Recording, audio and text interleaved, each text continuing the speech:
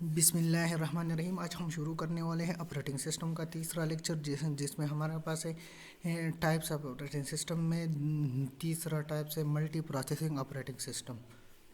Multi processing operating system more than one process in same computer, एक ही computer में एक से ज़्यादा प्रोसेस हो तो हम उसे मल्टी प्रोसेसिंग कहते हैं। All process are parallel and connected with each other. ये जो सब प्रोसेस होते हैं ना, ये सब पैरेलल में एक दूसरे के पैरेलल होगा और सब एक दूसरे के साथ कनेक्ट होगा। Connect to physical memory buses clock etc. ये फिज़िकल मेमोरी के साथ कनेक्ट होगा, बसेस के साथ होगा और क्लॉक के साथ होगा। The main object is to increase the execution speed of computer system. इसका जो मेन ऑब्जेक्ट है वो क्या है कि ये जो एग्जीक्यूशन स्पीड है कंप्यूटर सिस्टम का, वो इसको बढ़ाती है। The main object is to increase the execution speed of computer system. इसका जो मेन ऑब्जेक्ट है वो कंप्यूटर सिस्टम का एग्जीक्यूशन स्पीड है वो बहुत तेज़ कर देते हैं। Unix is the most popular multi processing operating system. Unix इसका बेस्ट और पॉपुलर एग्जाम्पल है। After finish all the process compile the overall process and given the output. जब हमारे पास बहुत ज़्यादा प्रोसेस को मुख्तलिफ प्रोसेस पर रन हो जाते हैं तो फिर इसे रन करने के बाद कंपाइल करते हैं और ओवरऑल प्रोसेस को कंपाइल करते हैं और फिर वो फाइनल आउटपुट देते हैं। Multiple CPUs are interconnected so that a job can divide among them for the faster execution।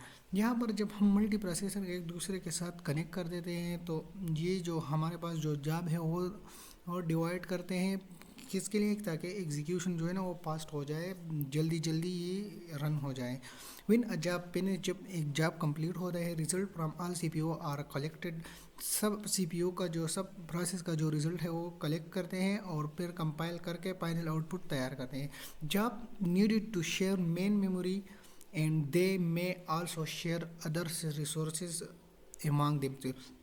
Job के लिए सबसे इम्पॉर्टेंट है मेन मेमोरी, इसको शेयर करेंगे लाजमी, और जो दूसरे रिसोर्सेज कंप्यूटर का वो भी इस्तेमाल कर सकते हैं। Multiple CPU can also be use to run multiple job simultaneously. Advantages क्या है? सबसे पहले हमारे पास है इंक्रीज रिलेबिलिटी ऑफ। जब हमारे पास प्रोसेस ज़्यादा हो तो जब एक जॉब आते हैं तो हम उसे डिवाइड करते हैं और मुख्तलिफ प्रोसेस पर भेजते हैं तो उसे रन करके फिर कंबाइन करके फाइनल आउटपुट देते हैं। जब हमारे पास एक प्रोसेस जो है ना वो प्रोसेसर डेड हो जाते हैं, काम करना छोड़ देते हैं, तो वो अपना जो जॉब है वो दूसरे को हवाले करते हैं। Increase throughput. यहाँ पर जब हमारे पास इतने ज़्यादा प्रोसेस है तो वो सिंगल प्रोसेस के निस्बत बहुत अच्छा काम करता होगा और टाइम जो है ना वो बहुत कम लेता होगा।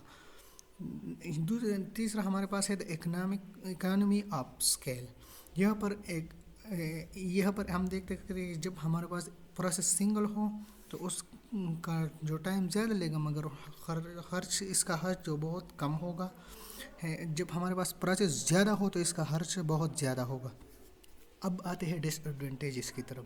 Multiple processing operating system are more complex. ही मल्टीपल प्रोसेसिंग वो बहुत ज़्यादा कम्प्लेक्स होते हैं और दूसरा जो हम है ना वो ये बहुत ज़्यादा खर्चीला होता है, इस पर बहुत ज़्यादा खर्च की जाती है क्योंकि हम सिंगल प्रोसेसर इस्तेमाल करते हैं उसका खर्चा बहुत कम होता है। क्योंकि सबसे पहले हम जो इलेक्ट्रिसिटी का खर्चा देंगे तो वो भी कम होता है as compare to multi processing. Synchronization between multiple processing is difficult. यहाँ पर जो सिंक्रोनाइजेशन है मल्टीपल प्रोसेसिंग के वो बहुत मुश्किल होता है, इसको तरतीब देना वगैरह वगैरह ये बहुत मुश्किल काम है। आज का हमारा लेक्चर था मल्टी प्रोसेसिंग जो हम मिलते हैं नेक्स्ट लेक्चर में। अगर किसी का कोई भी क्वेश्चन हो तो कमेंट में ज़रूर बताएं। अल्लाह हाफिज़।